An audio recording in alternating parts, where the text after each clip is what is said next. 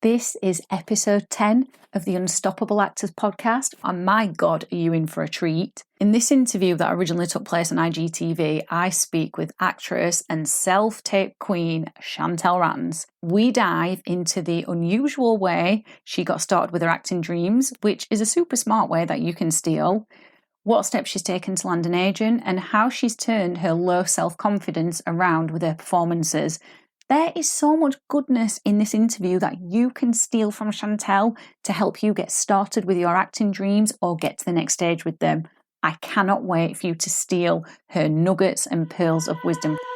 You are listening to Unstoppable Actors, the essential podcast for ambitious, aspiring actors with me. I'm Louise, the founder of Standby Method Acting Studio, and every week I'll be talking with you and sharing how you can become a paid, working, unstoppable actor, because you can. An acting career is doable. Are you ready?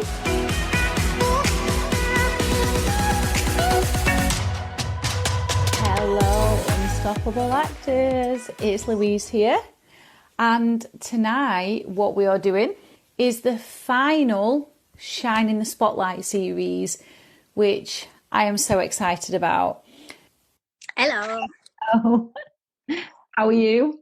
I'm good, thank you. How are you? I'm good. I just want to say thank you so much for giving up your time again to do this after I massively messed up last time.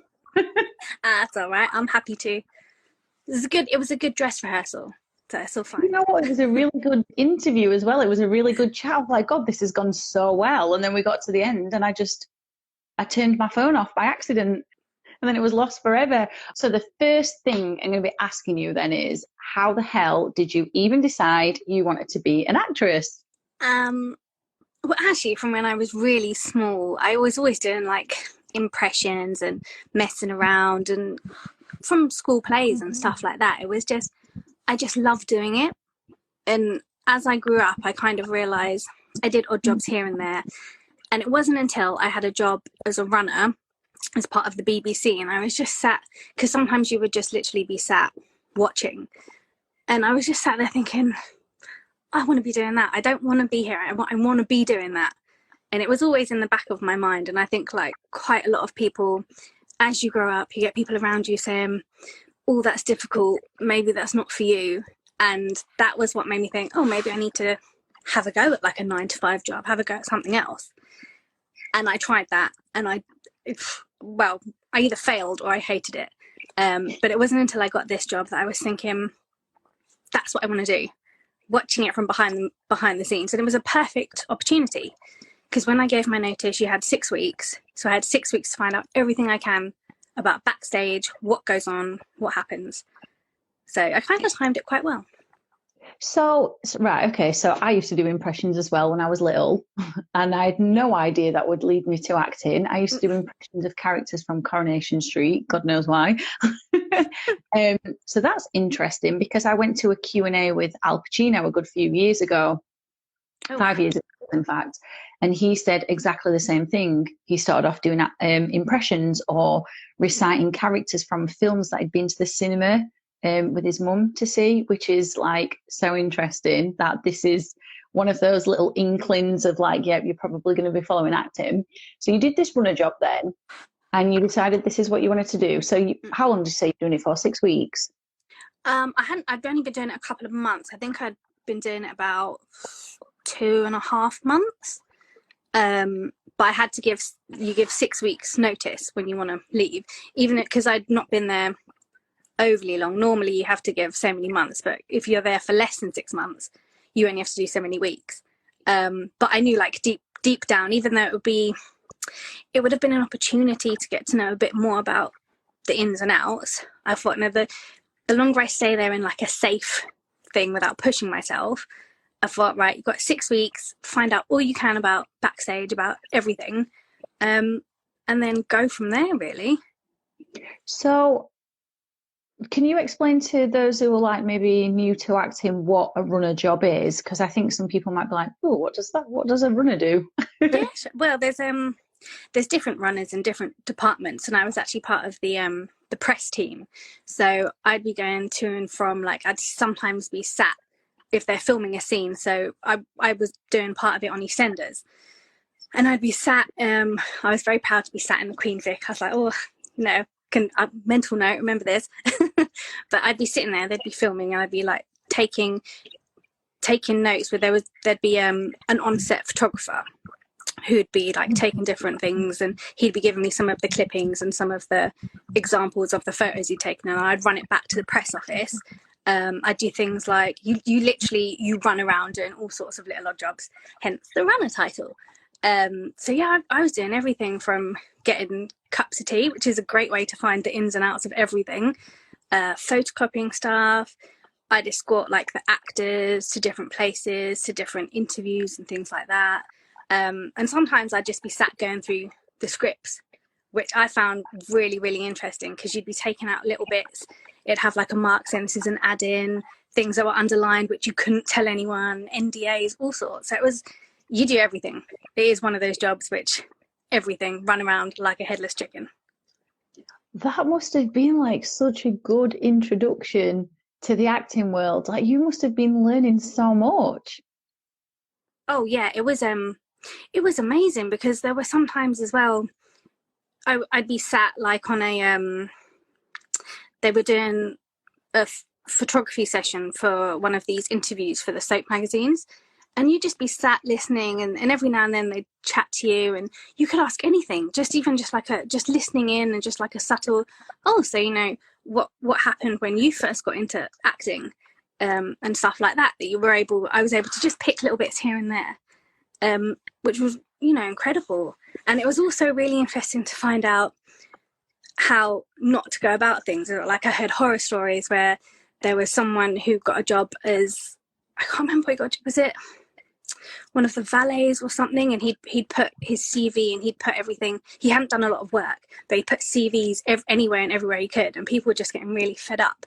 So that was kind of like, okay, that's not the way to do it. So I was able to pick things that I could take and that is the right way, and other ways to say, okay, make a mental note, don't do that, don't like annoy people, don't hassle people as well.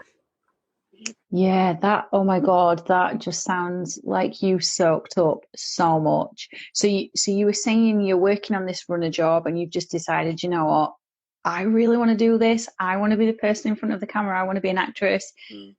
Like, how long were you having these thoughts for before you actually acted upon this? Good pun. Yes.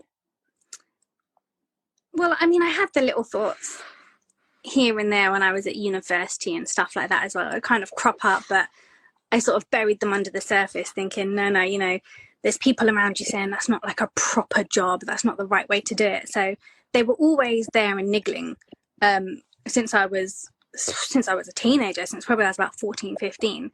But they didn't properly come to the surface until I think I'd done 2 weeks on this job, and I kind of thought, that would be fun, but carry on doing this, see how it goes.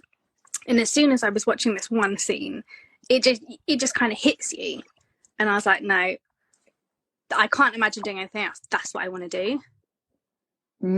Are you allowed to tell us what the scene was that really hit you? I can actually.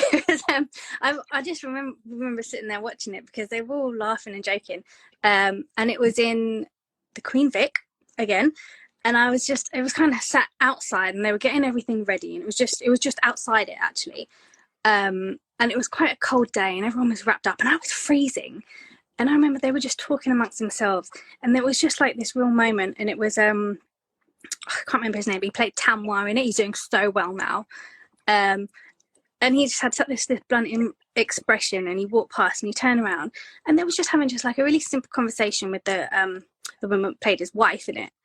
And I just remember watching it thinking, I could do that. I want to do that. I want to be there. And it wasn't even like a oh my God moment scene. It was just a simple conversation between two people, but just watching it and watching them and everyone walking around them, and they were just in their own zone. And I thought he was an incredible actor then, such a lovely guy. And just watching the two of them together, just talking, that talking on screen made me think, I want to do that. That's just, I can't picture anything else. Tell me about that feeling. What was that feeling that you had where you were just like, oh, I know I need to do this? It was almost like you just had that feeling in your gut where you kind of think, I just sighed. And I remember just being there going, oh. And it was almost that moment of realization and thinking, that's what I want to do. And I remember the guy next to me was like, are you okay? And I was just in my own zone because you just had that. And I was like, oh, yeah, I'm fine. Sorry. Didn't mean to sigh during a take. No, it wasn't during a take. It wasn't that unprofessional. It was just that moment where it kind of hits you and your heart does like that little extra, almost like skipping a beat. And you feel it in your gut, and you know when you have that feeling, you just know. Yeah, it's so strong, isn't it? Because the thing for me was, I mean, I'm sure people who've been following Standby for a while will already know this story, but I was at the cinema for the 5th time watching Titanic, and then just got this, I don't know whether it was a feeling or a voice in my head, but it was just something that was bigger than me that said, you have to follow acting, like you have to do it. And I was like, really? Because I really hate acting. I hate drama. I'm really shy. But it was so strong. Like I just could not shake it off at all. Was yours something similar, where like you just couldn't shake it off? Yeah, it was, even though I kind of thought, oh, you know, people are going to say to you that's probably not the right route, and you have all these doubts that hit you all at once. Everything just hits you all at once when you have that realization. But at the same time, I just thought, you know what? I can't picture doing anything else. And I know if I try doing anything else and shut it away, I'm not going to be happy. Like you know that you're not going to be happy unless you try this, unless you give it a go. Like, you know, it's going to be difficult, but that's just all I wanted to do. From that moment onwards, I was like, right, this is it. I know it's going to take time, it's going to take effort, but that's what I want to do. And I think that's a really good thing for you to bring up there for anybody who's like probably at that stage right now where they've got that feeling, but they're a little bit uncertain, because obviously people are going to give you unsolicited advice about it's not a proper job. You know, maybe you should think about getting a proper career where there's a stable income. But yeah, like if you've got that feeling, you've got to 1,000% follow it, because I personally believe that if you don't, you're going to live a life full of a lot of regrets and a lot of what ifs. So talk us through like the first steps that you started taking then towards this journey of following this feeling. Well, my first thing that I did was I thought, right, this is what I want to do, but I need to research what are the steps you're going to do, because you can't just go, this is it, let's just jump from one ship to the other. So I come home and I was like, let's research what you need, what you got to do. You know, do you need training? Do you need headshots? There's so much, and you kind of, that also hit me like a ton of bricks to begin with, because it's a money thing as well. It's not a cheap thing. So I think that's important to bring up, that you can't just expect it to happen. You've got to plan, and don't rush anything as well. That was one of the things that took me a little time to realize, was like, why isn't this happening? But it takes time. Everyone reaches those goals at different stages. So if you're like 35 and you're thinking, why am I not here? It's kind of like, because you're not meant to be there yet. Everyone gets there in their own time. Don't rush anything. So I kind of sat down, and it took me a good week to work out everything that I needed to do. And that's, after that week was when I thought, I'm in a perfect position to start asking these questions in this environment. Maybe going, oh, you know, that's because there was one time I was going through the headshots and doing for the PR stuff, and I thought, oh, I talked to a couple of actors and go, so when did you get your first headshots? Like, what did you do? Who did you go to? So I got like a little list like that. And then one of the things that I was going through as well is, there was a part they were casting for someone's daughter, and there was so many different show reels. There's just like hundreds, and I was like, okay, you need to have something to show. And also, one thing I saw when looking at other show reels, don't rush it. Don't just pick anything, because there was some awful stuff. And you just think, if you're not happy with it and you're not happy to put it out there, don't put it in your show reel. So that was another thing that I was really happy I could pick up, because otherwise I would have thought, I'm just going to put anything and just send it out there. But I'm just going to interject, because I feel like that you're making such a good point here. Obviously, you're in a really good position when you're first getting started out, because you're learning from these professional actors, and obviously you're seeing other actors submit themselves for roles. But like, if you're not confident with a show reel, And a show reel is simply just like, you know, it's a mini tiny little film, isn't it, of all the different things that you've done, the different roles that you've played. But if you're not confident with a show reel, that energy somehow is picked up by other people, because as humans, we're so sensitive, so we can pick up on that. So I think that's a really good point that you make there, Chantelle. Yeah, I think because when I first put my show all together as well, I kind of thought, oh, that'll do. Because I was in that mindset of I need to get something out there. And after about 6 or 7 months of having this show, which were just like little things I'd done, I just like, I'll quickly send it out there. I kind of thought, hold on, take a step back. Are you really happy with this? And I rather than sending it off and saying, here's my show reel, hi, I sent it off to people and then said, would you mind giving me some feedback, because I'm just starting out, or, you know, I'd like to get a show reel together that shows me in the right light and my right casting. I'd love feedback. And that's when I started to get feedback from different people and saying, right, this is more you, cut it down, like all sorts of different things. So you do have to start somewhere. If you don't have a lot of stuff, you've got to start somewhere, which is understandable. But as soon as you can get a few little bits together, send it out to people you know and respect, and just get their feedback on it. Because I think that's a good way to make connections as well. Ask them their opinion, so like you value their opinion. Absolutely, because it just taps into that whole well, you're not asking anything from them other than saying, can you offer me feedback, because I respect you, and people like that. So you're saying you've got a show reel together then. So what had you been doing? Had you had any training? Had you like just got yourself on casting sites? Like what process did you take? I put myself on all like the free casting sites, just to kind of get a foot in the door and maybe do like a couple of student productions and stuff. Because if you're not represented or you don't have a lot under your belt, especially no training. So this was before I'd kind of taken the leap of going into any drama schools or even applying for anything.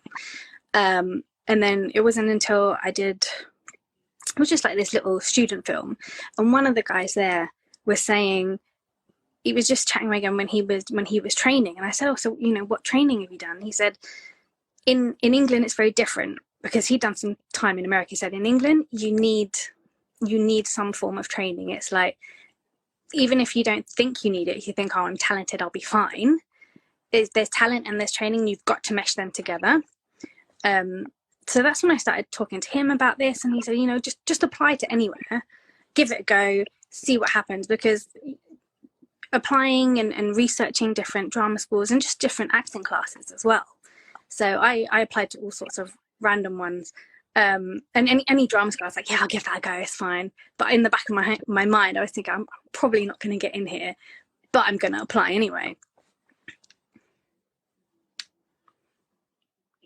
It sounds to me like what you've done is you've really been utilizing the people that you've been coming across, like you've been building connections, and you've been asking in a really offensive way, and people have been helping you. So you started applying for drama schools. Did you get taken on by any? I went to 3 auditions, and two of which there were so many people there, and I went and I was just like, oh my god, this is just so nerve-wracking. And then the third one I went to, I was just like, oh, when you go somewhere and you just think that is the worst audition ever. I think I even got my name wrong. It was just one bad thing after the other, and I just come out of that and I was like, you know what, you're not going to get in there. Just throw that one away. It was a bad audition. I was just beating myself up, and I was comparing myself as well. As soon as I got there, I was thinking, that person's this to me. Oh, that person's better, because that's what humans do. You can't help but compare. And that was probably the worst. Everything was going in my mind, and I was like, no. I come out of that, and I remember just getting my phone out to check the trains, and I was like, I'm just going to forget that. Just put it to one side, because it was awful. And then 6 weeks later, I got an email that said, congratulations, we'd like to take you on. And I remember being so shocked that I actually rang up the office and said, have you got me wrong? Because I was so convinced that this audition was so bad. But that kind of taught me a valuable lesson, that no matter how you think in your mind, just let it go. As soon as it's done, just let it go, because you might think it's awful and it turned out they saw something that you didn't. But oh my God, it was one of the most awful. Even thinking about it now just makes me laugh. I can picture myself walking out thinking, no, that's a throwaway. And then it turned out to be all right. But do you know what? It's like I always say in the classes, like you're not the best judge of yourself. So we might as well just leave maybe not the judging, but the feedback to other people instead of trying to critique ourselves mid audition or after the audition. I know it's only human to do it, isn't it? Like we all do it, but it really doesn't serve us because, if we're not in a good place mentally or emotionally, we can get stuck in a bit of a feedback loop where it becomes very self-deprecating. So it's good that you let it go. So did you join that training then? I did because I just, it was part of, I've got into a school, I can be trained. And then part of, why did they take me? What was it? And it was that curiosity. But I remember on the first day, as soon as I got there, I was thinking, oh, that person's like this. You kind of eat yourself up again. Because I didn't know what to expect. And you hear so many mixed things about these drama schools and stuff. I know I had one friend who went somewhere and he was just so demoralized from like day one. So I kind of had that thinking, oh. But then I know someone else who absolutely loved it and said they'd learned so much from drama school and they spent 3 years there. And that was like a musical theatre specialising drama school. So I thought, oh, that's going to be quite fun anyway. So I kind of had these prejudgments going in. I just don't know what to expect.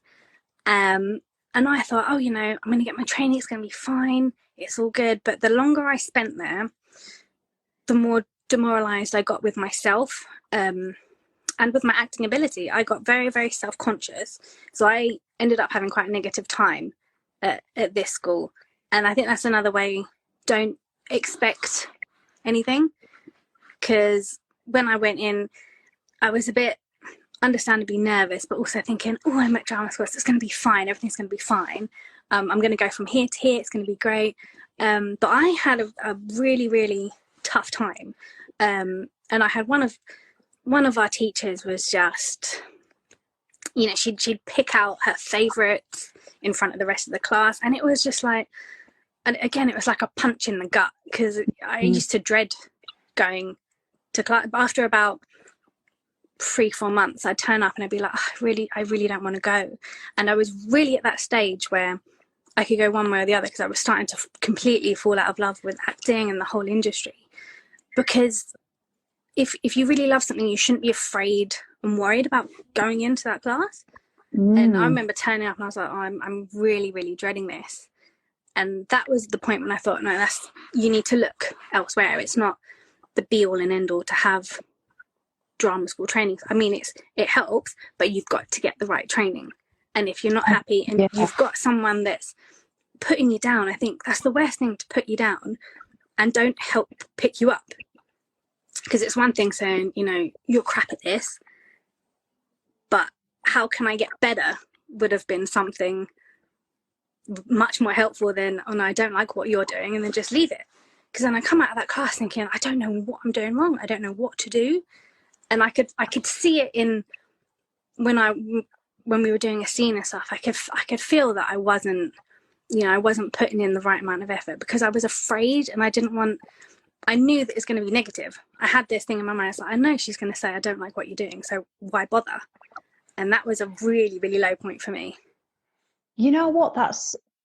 It's interesting because that sounds very, very similar to my experience. And when I was at drama school, I mean, I did take the traditional route of doing a 3-year drama school course. And this is why I firmly believe now you do not need traditional drama school to become a professional actor. Like you're saying, you just need the right training. You need someone that understands you, and you need someone who can give you the tools that are going to help you grow, where you can collaborate together. I mean, the day before our showcase, again, if people have been following Standby for a while, you'll already know this story, but the day before our showcase, my director, in front of the rest of my year, after we'd just done our final rehearsals, he was going through everybody, giving them feedback, and he got to me last because I was the last on the line. And in front of everybody else, looked me square in the eyes with so much, I can't even describe what I saw in his eyes, but it was like, anger and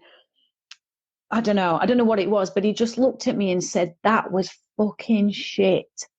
So that's not going to help you. This is the No, thing. Like saying something like that from a teacher and a coach point of view, how can you do that to your student? It's not going to help them. If anything, no, it's going to make them just go inside themselves and just not want to follow that. And I know absolutely. from one of my friends who was doing their showcase, that after the dress rehearsal, they got told, if you do it like that again, you know, we're going to pull the whole show from like tomorrow. So you guys have all got to be better. I mean, as a whole group, how is that going to make you feel? And I remember when she told us, I was like, I can't even begin to imagine the feeling. I know I don't buy into this thing of it's there to make you stronger. We tell you this. I'm like, no. If someone's not giving their best performance, we've got to figure out why that is, what's going on, and we've got to find the right tools to work around that. Yeah. So, God, I say I'm shocked, but I'm kind of not, because I've experienced it myself. It's awful. Yeah. So you ended up leaving that school then? Yeah, because I knew, like, deep down, if I stay there, I'm not going to want to follow my dreams and my ambitions. And also, it was making me this like a really, really depressed, negative person. So much so that my friends would be like, you know, you just don't seem yourself. And I knew that over those so many months, I could able to pinpoint the reason. I thought, you know what, no, you start doing some research into something else. And we'd had one tutor, she just like took over a class one time, and she was amazing. She did Meisner and method. And in that one class, I was like, oh, I'm really interested in that. So I thought, I'm going to look a bit more into method acting. And then I realized that a lot of my favorite actors studied method acting. And then when I hadn't left the drama school, it was coming to the end of the semester, and that's when I was like, that's it, I'm done. That they were kind of like going, oh, you know, you don't want to do method acting, you know, that's people are crazy, people are this. And I was like, well, I just kind of thought to myself, well, what do you know about method acting? And as soon as I asked them that, they're like, well, you know, people have like pulled their tooth out on set. And that's literally all they knew about it. So I thought, oh, you know, I'm gonna research it myself. I'm gonna find out what's it all about, because that one tutor I had, there was something that clicked for that sort of style of teaching. So I tried looking up different places, and there wasn't that many that specified specifically in that. And then I found one teacher, and I did like this short course, and that was another one that like scared me, because he was so overly intense, and he just really, really would niggle at people and then just leave it there. And that scared me, because I thought, you can't push people's buttons so much so and then just leave it. And it was kind of another example of, that, you know, I love the whole idea of method, but I hate that style of teaching. Because he just pushed this guy so much so, to the point where, you know, he was telling him, like, I want you to punch me. I want you to physically want to punch me. And I was like, you don't know this guy. What if he's got like a really underlying violence and stuff? Really? And I could see that student. Yeah. Oh, yeah. And I could see this, like, in the eyes of the student, like, he was like, I don't know what to do. This is so intense. And as soon as he started to get angry, he was like, okay, let's go, sit down. And no, that's it. And I remember thinking, oh my God. And he pushed me so much so one time that I started bawling my eyes out, crying, and then was like, okay, that's good. That's what I want, to sit down. And you take all that emotion home with you. And that was like, oh, this is, I really liked bits of that, but it was another case of, oh no, wrong teacher. This is how people, that is a good example of how someone ends up pulling a tooth when it's like you get that. So I thought, I'm going to do some more research and different reviews. And when I did a bit more research, I kind of come across some more negative reviews for this person. And I thought, right, do some real in-depth research, do some more stuff. And that's when I come across Fanboy. Big smiles. And you were doing one of those, I think it's just one of those like online 1-2 hour workshop course things. And I thought, well, I'll sign on to that. I'll see what that's all about. And I can't tell you how much I took from this like 1.5 hour course that you did online. than probably my whole time I spent at drama school. It really resonated with me, like just little things you said. And there was just something that I thought, okay, now I'm in the right direction. And I went along to, what's it called? Surviving Actors. Because I actually went because I knew you were going to be there. I knew someone else was going to be there. So I thought, actually go and see them in person, maybe if there's a former student. And I remember talking to one of your students there who hadn't a bad word to say and was explaining everything. And then I spoke to you as well. And there was just, you were so nice and honest, but saying, you know, you like to help people, but you weren't afraid to talk about your own vulnerabilities, and saying, you know, everything's done in a safe environment. And as soon as I heard the safe environment, I was like, right, that's the one, that's what I've got to try. And I did have doubts, of course, because I'd been on such a journey before then that I didn't know what to expect. So I kind of remember thinking, what were the doubts that you were having? Because I'm sure that pretty much anybody who signs up to a new acting course or decides I'm going to audition for something is going to have doubts, because it's just totally normal, isn't it? Oh yeah. So what were yours? I was thinking, is this going to be the same thing? You know, am I just going to be like shouted at and told, that's not right, you're doing it wrong, and then just leave it there?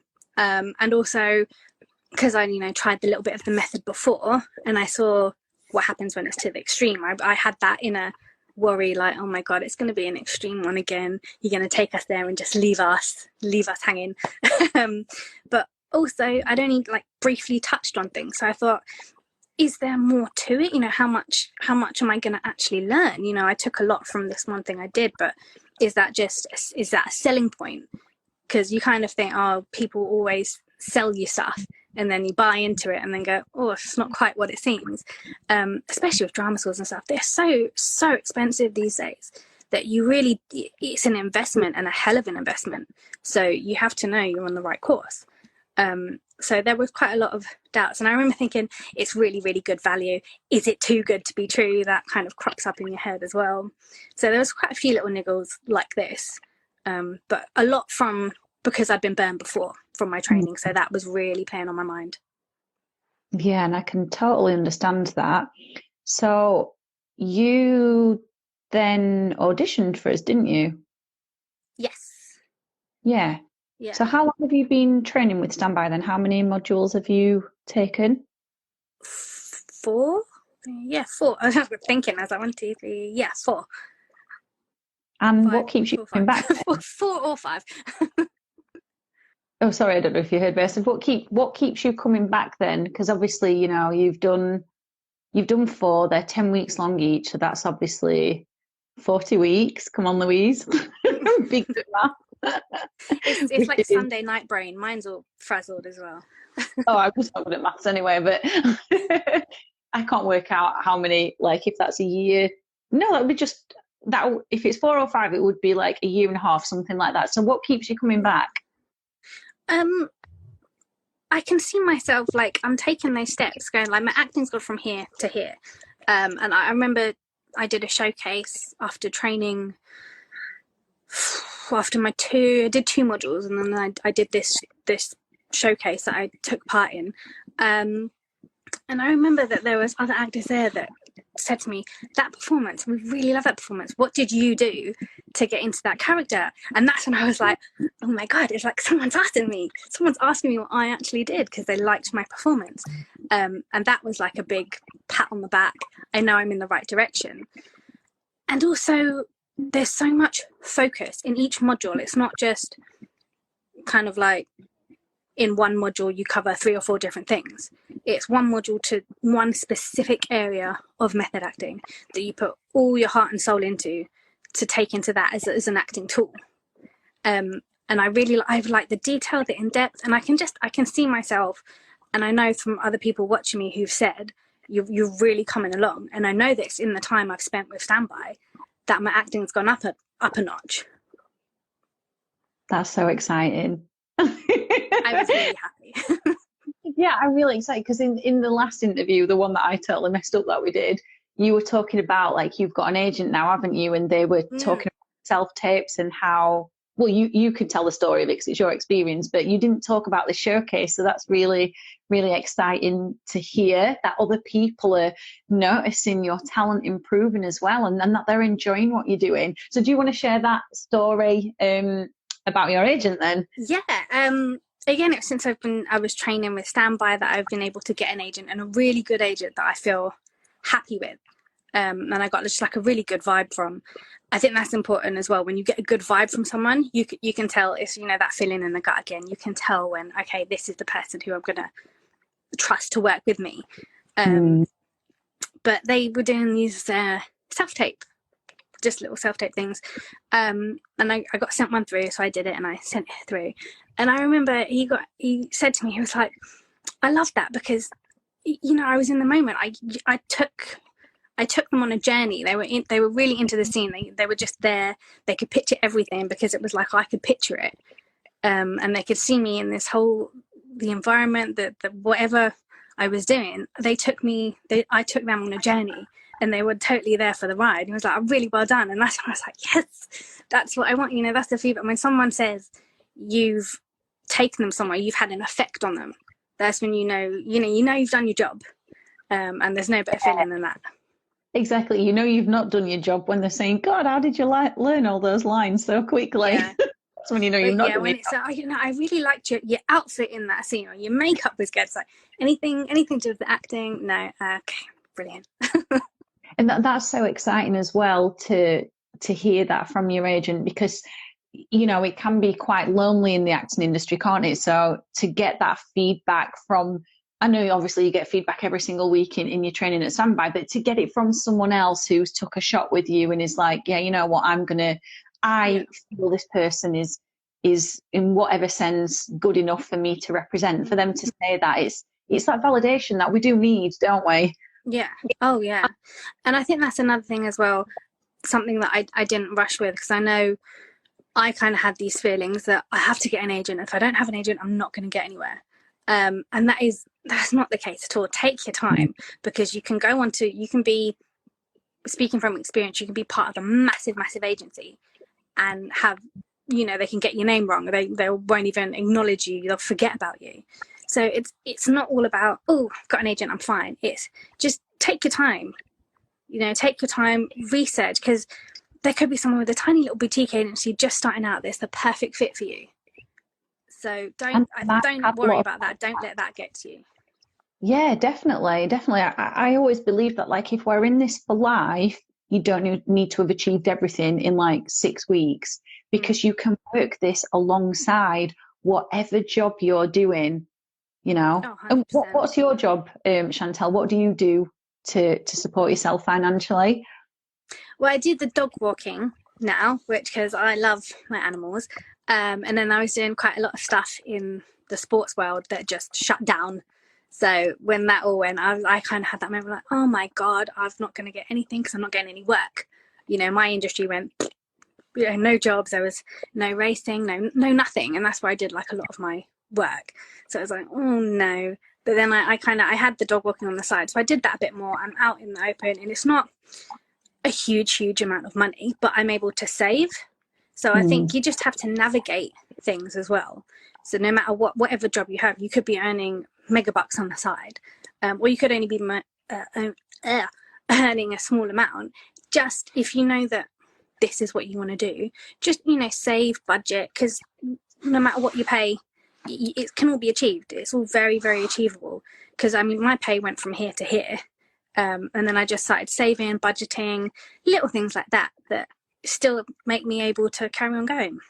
Yeah, absolutely. I think, you know, you've got to get on top of your finances if you're going to be pursuing an acting career, because like any business, there has to be investment in it, you know, and a lot of investments, isn't there? Like you've already mentioned, headshots, show reels, training, whatever else. There's lots of other things that we invest in as well. So what can you share with everyone what a typical class is like at Standby then, in your experience? So, you know, you have the log on, hello, how you doing, all of that. And then we tend to go relatively quick into the relaxation. So you set out your goal for the class, like whatever you want to achieve for that class. And it's different for every person. It doesn't have to be the same each week as well. Whatever you want to achieve from that class, you set that out at the start, and then we go into the relaxation, which normally takes about an hour. But I can't stress how good relaxation is. I didn't realize before, but now, yeah, you can use it for everything. At the start of the, I think I had a self-tape a little while ago, and I remember getting so nervous, and I just thought, you know what, you've got your training, you've got your relaxation, use it, and it does wonders. Like, anyone who's interested, trust me on the relaxation. It looks a bit weird, it sounds a bit weird, but it is so beneficial.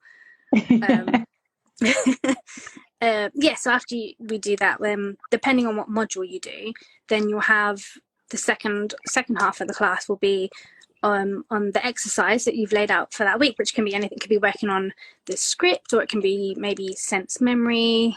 Depending on what the module is, it'll be an exercise related to that module and that tool for the module. Yeah, and then again, depending on how the class has been laid out, like, we might share our work with everyone and you get feedback on it, or I might come in and work with you individually and obviously give you feedback and give you some more tools and techniques to get you connecting deeper to your own feelings, to the person's experience that you're playing.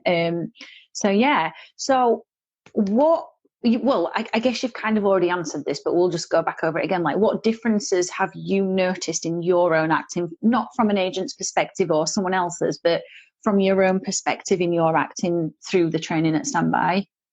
I don't judge myself anywhere near as much as I used to. I remember going into a class, I'd preempt things as well. I'd be thinking, okay, this is what I've got to do, so make sure you do that. And if I you know, I didn't do something as well as I thought I could, I would really beat myself up over it right at the start. Back when I was training before.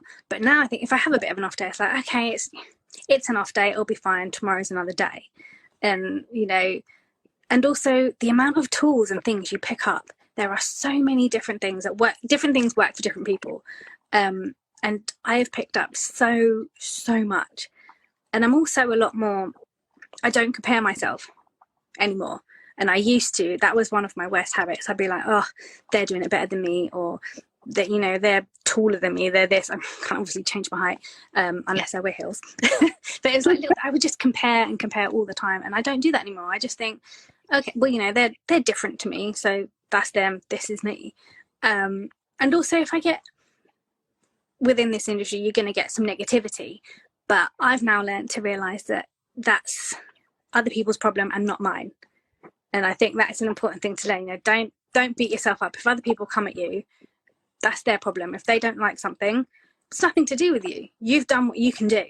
So that's another thing I've taken away, is like, yes, there's a lot of hate around, but it's fine. It's on them and it's not on you. So it took me a little while to get there, because I had quite like low morale and low self-confidence coming into Standby. And now it's like completely changed around. And that's, I'd say a lot of that is down to the training and the mindset that I have now to change it up like that. Oh, that is so exciting, because you never mentioned this on the last interview, and I've got like this little tingly warm feeling inside me now.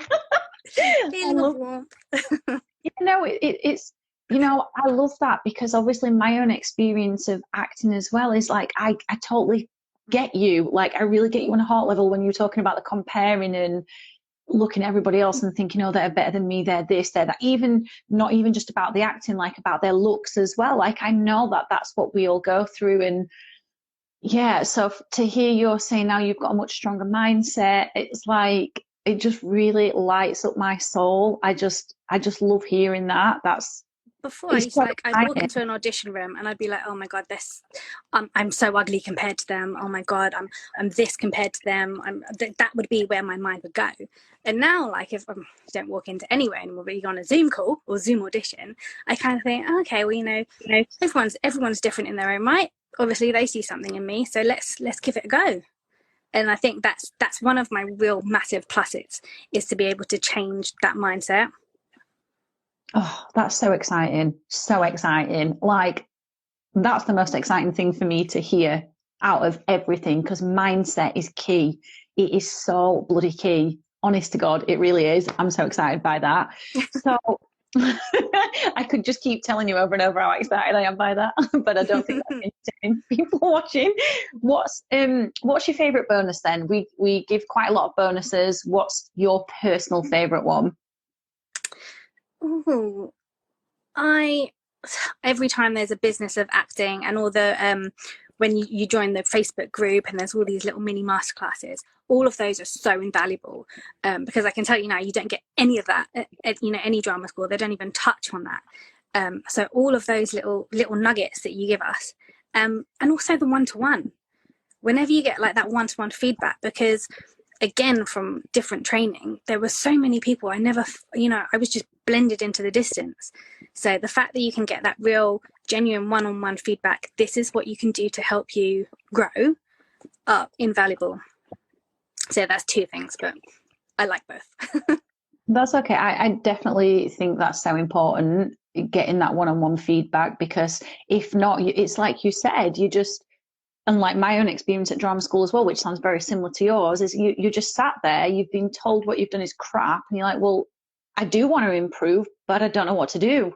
I'm like left like, what? So it is so important to get that, and not just the feedback to say what's working and what's not working, but the exercises to go, well, this bit's not quite working, but that's what you need. And if you try that, like, give it a try, let's see what happens. Yeah, so it can help you. It can help you go from here to here. Like, it can really raise your game when you've got someone saying this is personalized to you. This is the feedback to you. And I think before that, the closest thing I had to feedback was I had like a 2-minute one-on-one. Oh, I didn't like what you did here. Not there. Maybe I like your focus now, so take that. And it was just like, what? My focus in this 2-minute moment of feedback, I had no idea what was going on. So the fact that I now get time dedicated, and it's not just a one-off, it's 2 dedicated tutorials where you can say, this is how you're doing really well, maybe try this, well done to this, let's work on this. Like, it's not just a here you go, well done. There's so much in it. Oh, I love hearing things like this, because then it's paying off. And okay, so you've done 4 or 5 modules. What's been the favorite module that you have loved personally so far? That's, I don't know, just your favorite. I would probably go with effective memory, just because that was the one module that after that it kind of gave me that feeling like, yes, I've got some really good tools now. I can mix it with everything. It was a tough module, like, it was quite intense, quite tough, but it was that safe environment again. We did it all in a safe environment, and I took so much from that. And it was after that module that I was able to get my agent, do some really good self-tapes, and just have the courage to put myself out there a bit more as well, and trust in my own ability. So definitely that for me. And I definitely have to say, just from a coach's perspective, that was the one where you just, even though, yes, I get effective memory can be scary, but that was the one where you just went all in, and then that's where the improvements were like, boom, massive. And it was so exciting to see. Now, that we did online, didn't we? And we're obviously doing right now you're doing the acting for camera one, which is online. That can be a little bit off-putting for some people, understandably so. Do you want to share, like, I guess, like, your thoughts about how it's been, not how it's been run online, but like, your experiences of it? Have you noticed any differences? Is it, I don't know, just, I guess, share your thoughts about being in an online training. I can understand why people would be worried about that, but it is like that dreaded saying I keep hearing, the new normal. And there's no difference. And if anything, you can get you still get that intimacy. You've still got the small groups. You can still get that one-on-one, because you see us perfectly in the little camera. And the more you do it, the more it is, you kind of forget where you are. And it is, you just get used to it. That's the new normal again. The new way of doing things. So I can understand why people are worried, but so many acting courses are like this now, so it's not just a one-off thing. And I think a good thing as well, it means that anyone can join in no matter where you are, and that can only be a good thing as well. And especially for this module, which is acting for camera, you are actually acting for the camera in the class, so that can only be a good thing. Yeah, I do understand why people would be worried, but it's just exactly the same format, isn't it? Because you've done the ones that have been in person, and now you're doing the ones online as well. And it's just exactly the same. It's just like you're in your bedroom or your office or your living room or wherever. But it's my job to help you forget that you're there and create the character environment. So I think as well, you can if you can create your acting and your where you are, you can act within your own space and your own bubble, then you can take that anywhere. If you can do it in a little area that's all yours and you on your own, you can take that anywhere. So I think that there's no difference at all for me personally. It's the same layout and you get just as much from it that you would in a class. I mean, the whole premise of the method anyway is, how do we create truth when everything around me is fake? So what better setup? Exactly. Okay, so if anybody was considering applying to audition for the 10-week program, like, what would you say to them? I'd say do it, because even if you're umming about what you do, because you find out from the audition as well, and you give some really fantastic feedback in the audition. So even from that, just taking the leap to doing that, that's a step in itself. And like I was saying, if you've got that feeling in your gut, this is what I want to do, I can't recommend it enough, because I've gone down, you know, the normal route, so to speak, of like the drama school, and it didn't benefit me. I'm not saying that's the opinion of everyone, but for me, this has been so incredibly beneficial, and it's incredibly affordable as well. I think that in this current times, everyone's struggling a bit, so that is definitely a real plus for me. But yeah, go for it.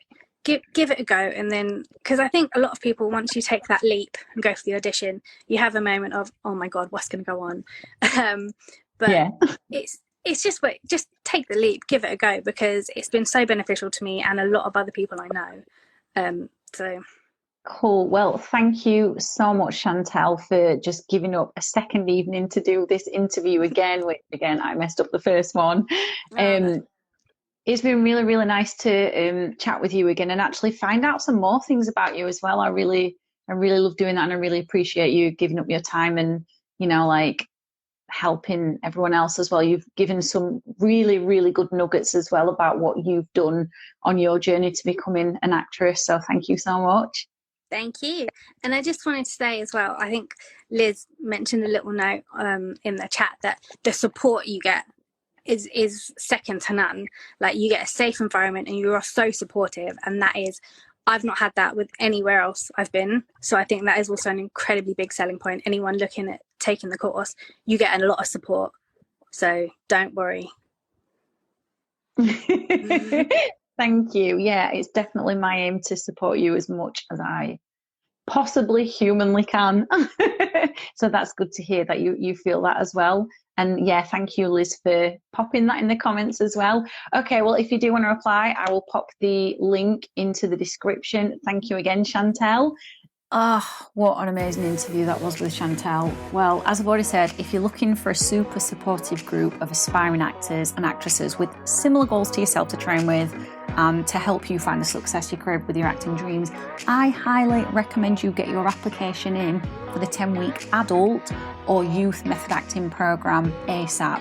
Applications close Wednesday, 17th of March 2021, and the links are below this episode. I really can't wait to read your application.